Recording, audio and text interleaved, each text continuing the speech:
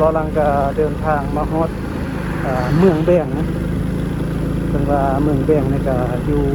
แขวงอุดมไซนะเป็นเมืองหนึ่งที่ว่ามีครอบเขตเทศบาลตัวเมืองที่ว่าครอบเขตชายแดนตัวเมืองท่วงนะซึ่งว่าตอนนี้ก็มาฮอดแถวใจกลางเมืองแถวบริเวณนี้ด้านทั่วเมืองนี่ก็มันตลาดนะแถวนี้จะเป็นจุดใจกลางเมืองแบงครอบเขตชายแดนตัวเมืองแบงนี่ค่อนข้างที่จะท่วงหลายนะท่องเที่ยวระหว่างเดินทางอันนี้จะเป็นเส้นทางระหว่างเมืองแบงไปห้าเมืองใส่เนาะระหว่างทางบ่อลังเห็นหานค่ายมักไม้เนาะซึ่งว่าไม่เท่าเพิ่นมาค่ายทุกมื้ออยู่นี่จะเป็นบ้านห้วยหล่อเนาะบ้านห้วยหล่อเมืองแบงแขวงอุดมไซเนาะ เส้นทางช่วงนี้เป็นช่วงที่กำลังปรับปรุงเนาะระหว่างทางก็มาซื้อมักไม้เนาะซื้อสลีอยู่นี่จะมีมักไม้ค่ายตลอดเลยไม่เท่ากันบ้านะมีมักม่วงมักกล้วยหรือว่าสลีเนาะซื้อสลี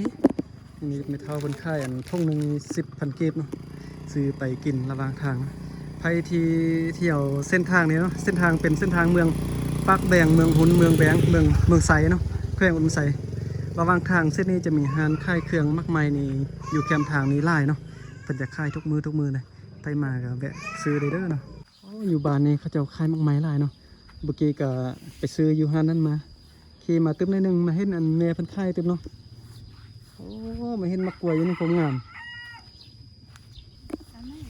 ทุ่งเท่าไหร่เนี่ย10,000น่ะโอ้ซื้ออันนึงกันเมื่อกี้ไว้ซื้อเนาะแต่ว่ามันยักซุกเกินไปนะมาค่ายทุกมือบ่แม่อยากจะเบิ่งพักเนาะอันนี้ปลูกเองหรือว่าเก็บอยู่ป่าอยู่ป่าติอ๋อนี่พักนี่ถ้ามันไปเก็บอยู่ป่านี่พักกูดเนาะไปเก็บอยู่ป่าเป็นพักอยู่ป่าพักธรรมชาติเนาะเดี๋ยวแป๊บนึงจะซื้อมะกรูดโอ้อัน10,000เนาะม่วงกับ10,000มักม่วงในกล่องหนึ่ง10,000แล้วก็มะกรูดกับกล่องหนึ่ง10,000 กีบเนาะหานั้นโบเมียนที่เป็นหานเดียวกันบ่คนละหานเดี๋ยวไปเบิ่งเนาะอันนี้จะเป็นหานค่ายเครื่องเพิ่นค่ายอยู่ต่อหน้าเฮือนแบบนี้นะเป็นหานน้อยๆอยู่แคมทางเส้นทางระหว่างเมืองหุ่นเมืองแบงเมืองไซเนาะจะมีหานค่ายเครื่องแบบนี้ไล่เนาะเป็นเครื่องเก็บผักอยู่ป่าบ่หรือว่าเป็นมักนัดมักกล้วยเพิ่นปลูกอยู่ไฮอยู่ส่วนเอามาขายอยู่แคมทางแบบนี้เนาะนี่ก็น่าจะเอิ้นว่ามักภาษาลาวนี่จะเอิ้นมักอันมักลิ้นไม้เนาะแต่ว่าภาษาไทยบ่ฮู้ว่าเอิ้นว่าจังไดเนี่ยเอาไปเผากินนี่แซ่บขนาดนี่ตัวนี้มักฮุงเนาะนี่ภาษาลาวเอิ้นมักฮุงภาษาไทยเอิ้นมักละกอเนาะโอ้มีห้อยเกาะพร้อมมีเขียดเนาะแล้วก็มีมักนัดอยู่แคมทางจะมีห้านไล่ๆแบบนี้เลยเพิ่นขายไล่ๆแบบนี้เนาะอันนี้นี่ทำไม่เท่าเราว่า ค่ายอันหนึ่งนี่20,000 กีบเนาะ20,000 กีบอันน้อยนี่10,000 กีบอันเดียวเนี่ย10,000 กีบตัวนี้ก็20,000 กีบเนาะจังไรเนาะซื้อได้บ่เนี่ย20,000 กีบก็จะได้กินหมดเนี่ยไปเผากินนี่แซ่บเนาะเขากินแซ่บเลยเผาแล้วก็ไฟไหม้ก็ลอกไฟไหม้ออกแล้วก็เลยกินเลยได้เดี๋ยวจะไปซื้อมะกรูดกันโอเคนะตอนนี้ก็ซื้อมะกรูดนี่นึงที่แล้วก็ทะเลนี่1 ท่งเนาะนี่ก็อยู่บ้านห้วยหล่อนะเมืองแบงแต่ว่าชาวบ้านอยู่นี่ส่วนใหญ่จะเป็นชนเผ่าลือเนาะที่ว่าอยู่หมู่บ้านนี้นะบรรยากาศตอนสวยโอเคนะซื้อมักไม้กินตามทางตอนนี้ก็ตัดภาพมาที่ทุ่งนาบัดนี้เมื่อกี้ก็ไปแวะซื้อมักไม้เนาะระหว่างทางซื้อไปกินตามทางตอนนี้ก็มาเห็นสะบานเพิ่นกำลังเฮ็ดไร่เฮ็ดนาเนาะช่วงนี้บ่ว่าจะขึ้นดอยหรือว่ามาทางในเมืองก็เป็นช่วงที่ฤดูเฮ็ดไร่เนาะเฮ็ดนาถ้าว่าเป็นอยู่เขตดอยเพิ่นก็จะเฮ็ดเป็นไร่เข้าเนาะถ้าว่าเขตในเมืองที่ว่าเป็นทงเพียงแบบนี้เพิ่นก็จะเฮ็ดนาปลูกข้าวนาเนาะก็จะประมาณนี้อยู่ทางภาคเหนือของประเทศลาวนะ อยู่จอมผู้เพิ่นนี้เฮ็ดเป็นอันให้เข้าเนาะ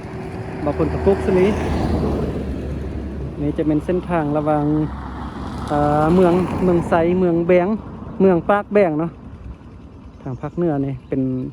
บางจุดบางบอนบางจุดบางบอนก็เป็นช่วงที่กำลังปรับปรุงเส้นทางบางบอนแต่งแล้วก็เส้นทางก็สะดวกสบายนะแต่ว่าช่วงฤดูฝนแบบนี้ก็อาจจะมีบางจุดบางบอนที่อาจจะยุ่งยากเลยเนาะติดขัดในดนึงเรื่องระหว่างการเดินทางแต่ก็บ่นักหน้าคือที่ผ่านมาเนาะเส้นทางจุประเทศลาวนี่ก็เริ่มดีขึ้นหลายเนาะโอ้เขาเจะกำลังไถนาในช่วงนี้นะระหว่างทางเพิ่นถ้าว่าเป็นช่วงได้ที่เพิ่นเขตได้ที่เพิ่นกำลังปรับปรุงหรือว่ากำลังแต่งเพิ่นก็จะลัดไว้แบบนี้นะบ่ให้ไปเทื่อเขาจะลัดไว้ประมาณ1 ชั่วโมงแล้วก็จึงปล่อยไปเทื่อนึงเนาะเพราะว่าทางด้านหน้าเพิ่นกำลังก่อสร้างกำลังปรับปรุงเส้นทางอยู่นะการเดินทางเส้นทางระหว่างเมืองไสเมืองหุ่นเมืองแบงเมืองปักแบงในช่วงนี้ทึกช่วงปรับปรุงเส้นทางอาจจะยุ่งยากลำบากเลยเนาะก็จะประมาณนี้บางจุดบางบอนเพิ่นก็จะลัดแบบนี้เนาะเพิ่นจะปล่อยไปประมาณ1 ชั่วโมงจึงไปได้เนาะเพราะว่าถ้าจะให้รถเที่ยวตลอดมันจะอันตรายเนาะเพราะว่าเขาเจ้าจะแต่งทางอยู่เบาหลังคิดว่าน่าจะกลับนะตอนนี้นะตอนนี้เบาหลังก็กลับเนาะเมื่อกี้ว่าจะไปทางโฮเทลเมืองไซปุ่นเนาะแต่ว่าเขาเจ้าปิดทางไว้ประมาณ1 ชั่วโมงเบาหลังก็เลยว่าจะกลับดีกว่าตอนนี้กำลังกลับแล้วก็พอดีฟ้ามืดเนาะทางด้านเมืองหุ่นในฟ้ามืดฝนตกละทางด้านพ้นนะระหว่างทางก็เห็นชาวบ้านเพิ่นเฮ็ดหน้าเนาะโอ้ยเบาหน่อยเปทงอย่ามาอย่ามาไปหน้า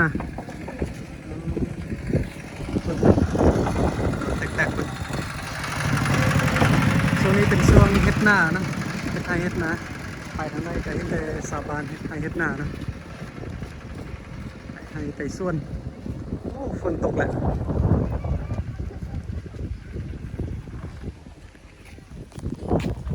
กลับแล้วบ่กลับแล้ว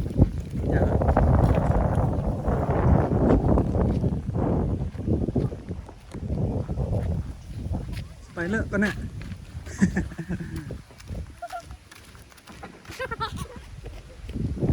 โอ้ทางพี่คนกำลัง